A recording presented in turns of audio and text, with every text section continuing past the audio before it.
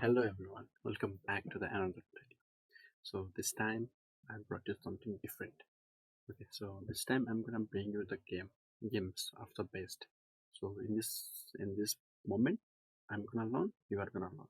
I'm gonna analyze it in some point, and if I missed, you can tell me that this is the motive of these games. Okay, so we are gonna analyze the three games between Magnus Carlsen and Garry Kasparov. So so yes, let's start without any delay, and please like and subscribe the stream, and also please turn on that notification bell. Also please feel free to give me any feedback. You can write feedback and give me something, you know, this is the feedback, and write okay on the comment box. And without any delay, let's start it. I'm happy that I'm starting something new beside the tournament challenge and openings. This is a new type of video I'm gonna bring to you. Okay, so I hope you would learn something. I hope I would learn something. So let's start.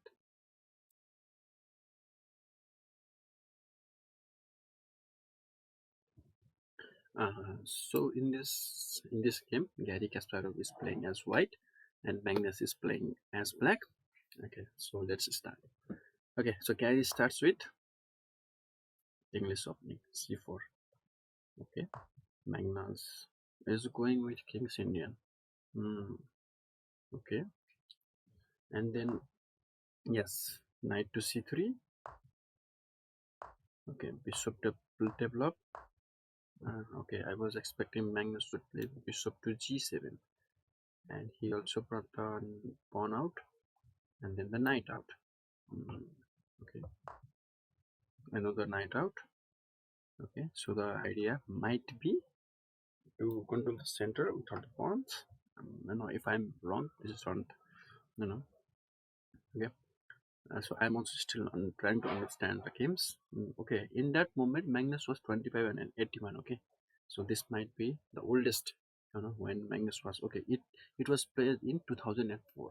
So you can expect, you know, Magnus to lose in this time because Magnus is the modern day this day god. Okay, and 2004 means nearly 21 years ago. So 21 years ago, Magnus might be of my age, or it might be even down. But even in that age, he was the greatest player, greatest chess player. And this game was played in Iceland, and this is the Blitz. Okay, so let's go.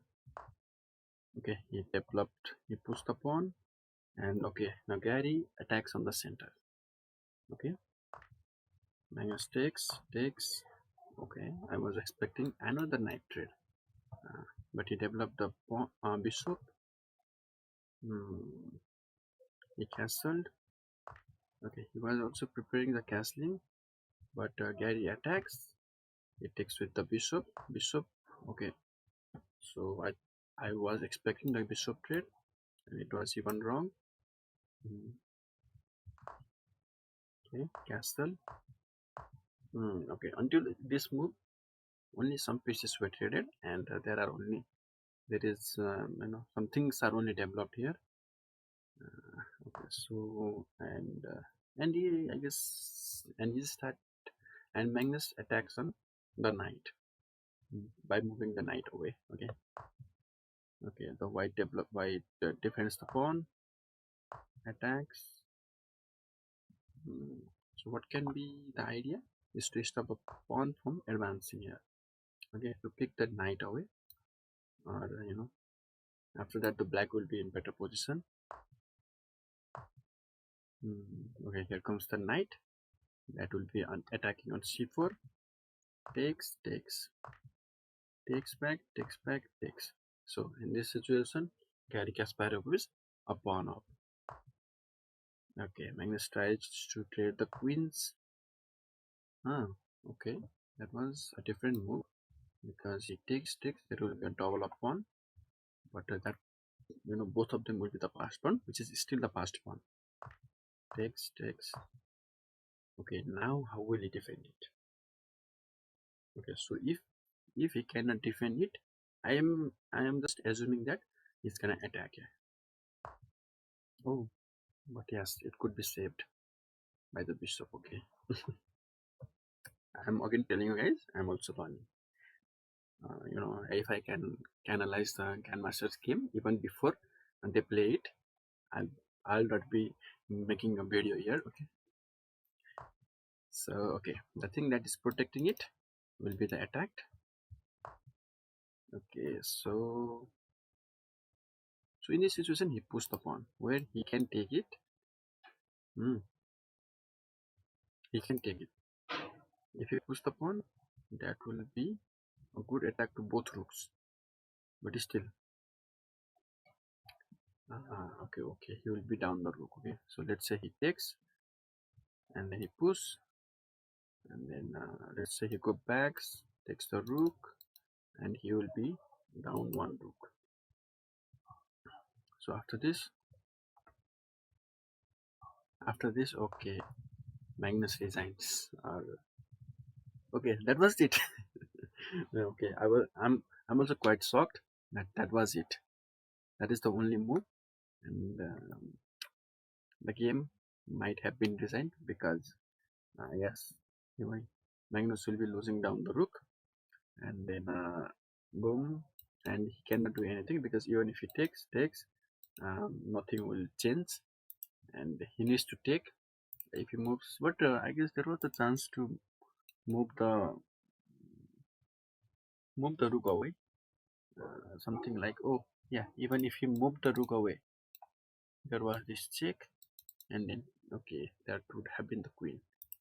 If he had moved, that would have taken. Okay, so this is a fantastic win, and he resigned. Magnus resigned because he can see all these moves. Okay, so guys, let's head to the second game. Okay,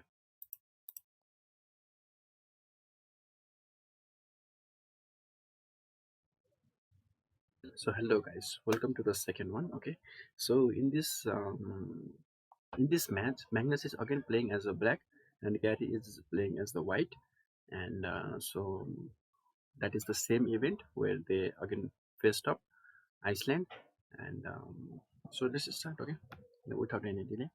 So in this game, Garry starts with another English opening.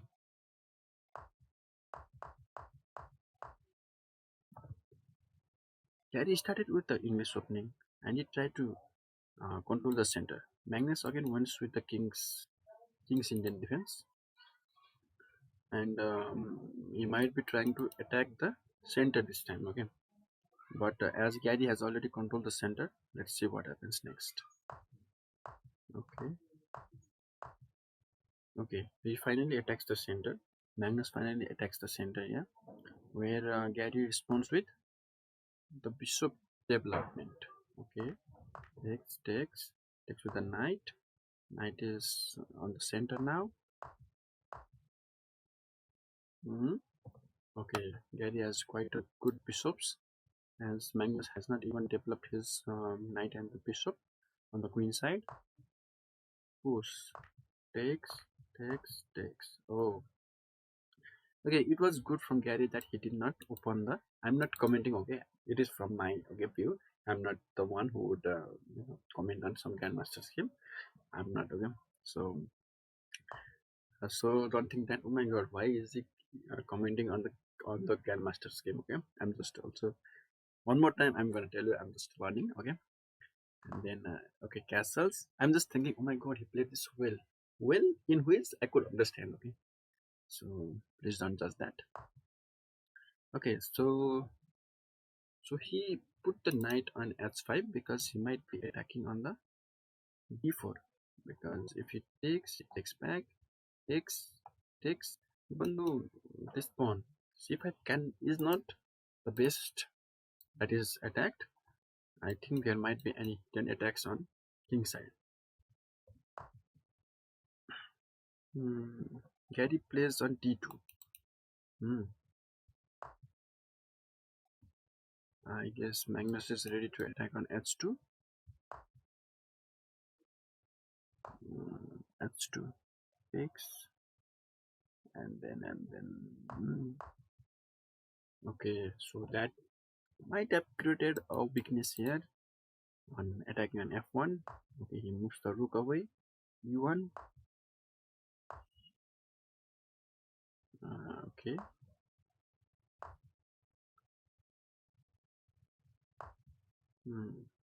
So let's say, okay, he developed the rook. Okay, and then Garry developed the knight. Okay, he was trying to advance on d6, but this move actually takes and takes. So that would make Garry down a pawn. Takes, but he went with the pushing the pawn.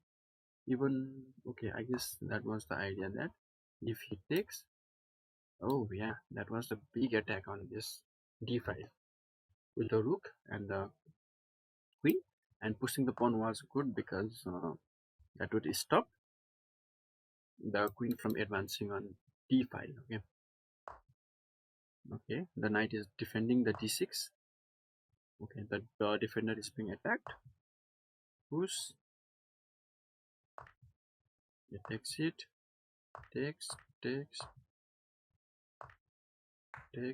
Okay, Magnus is being cornered by Garry Kasparov. Okay, takes. Okay, he attacks, and it is not a good idea to take because he will be losing another. Okay.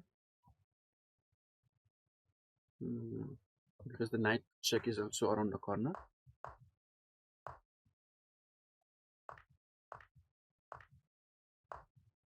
Okay, until this situation, Garry Kasparov is 2 points off the material. Okay, so the Magnus might have an idea that if ever the bishop moves out, he might go for the check and might even bring the knight to e3 to help getting a good attack. Okay, after that he trades. Okay, he attacks the pawn on f3, and that marks the end of the game because Garry Kasparov is up material. That might be okay. Let's say that he is material, but still, I'm just saying he's +2, and in this moment, Magnus resigns, and that's 2-0 for Garry Kasparov. And Magnus actually resigned 2 times in such a situation that the normal player would still hope for something, some mistake, or even something like he could have gone back, attacked the rook, and try something else. But Magnus is a visionary guy, and he would know that this should work and this should not. So okay, guys, let's head into the third game. Okay.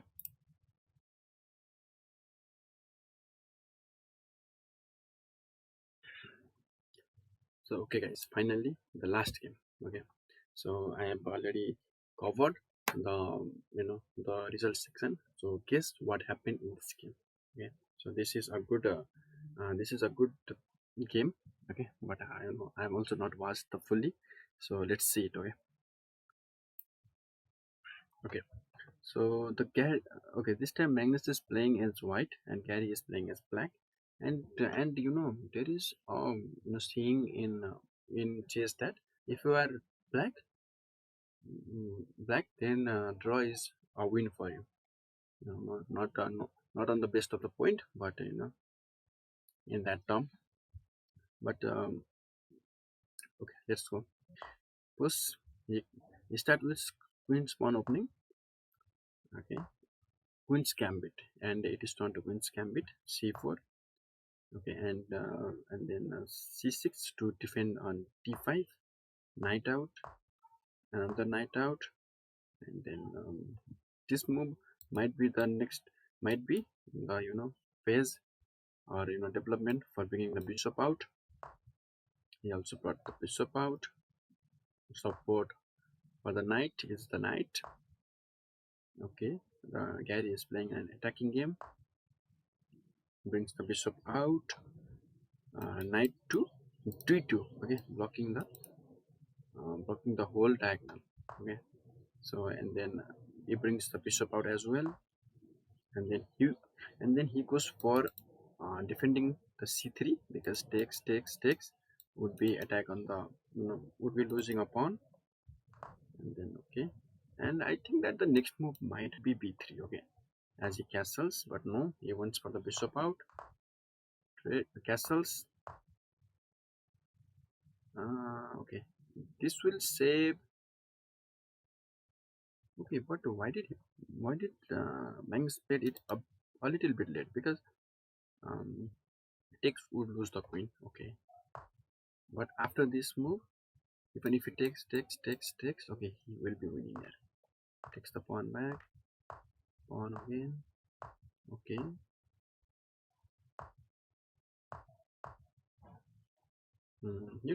One thing is that the grandmasters also love to pin the knight. Okay, especially Magnus Carlsen. Takes. Okay, the thing is, he's not gonna take it here. Check. Okay. So was that inevitable? Why did he took the bishop first? Because if he had taken the knight here, takes, push the pawn, takes. Okay, that could make his position worse. So I guess he took the bishop. Takes. Oh, a nice move. Goes back, attacks. Okay, so why the pawn goes? So that he can give. Okay, even if he takes, the queen will die.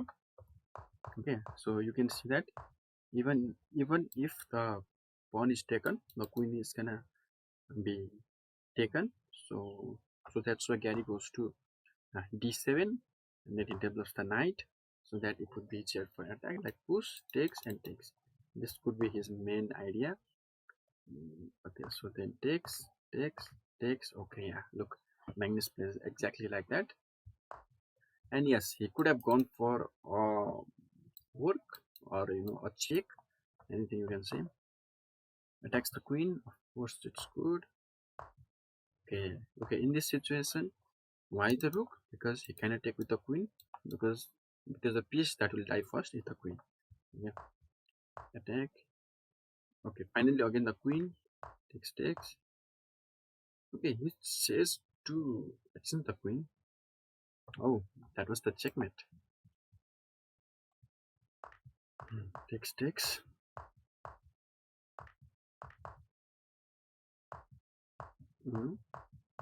Okay, the king should be activated now.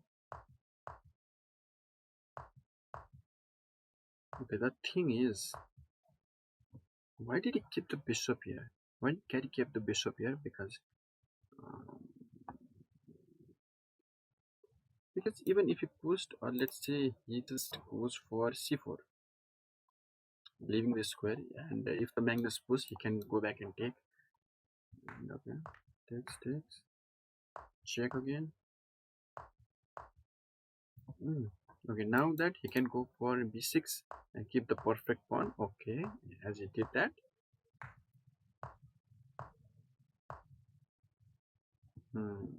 So in this situation, this is a big attack, and he can also go for, but no, that is nearly a checkmate. But okay, that is nearly the checkmate, and he needs to do something. And what did he do? Bishop to f2. Okay, so after this, the game was drawn. Okay, this game was a draw. I don't know why, because the black can take it, and then he can even attack the white bishops. There was most of the game, and if you know, guys, please tell me. Okay, takes, and then takes. Okay, if he had taken, let's say he takes it here, he could have gone for another take, and that was basically a draw, because the bishop color is different. Yeah, if it was both white and this pawn was already lost. Okay, if this pawn was not lost, the game could have gone any other way.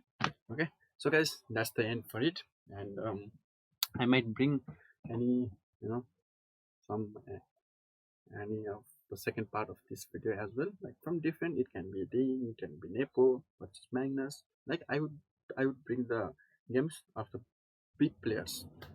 Magnus versus Hikaru versus any Hans, anything. Okay, so this is first.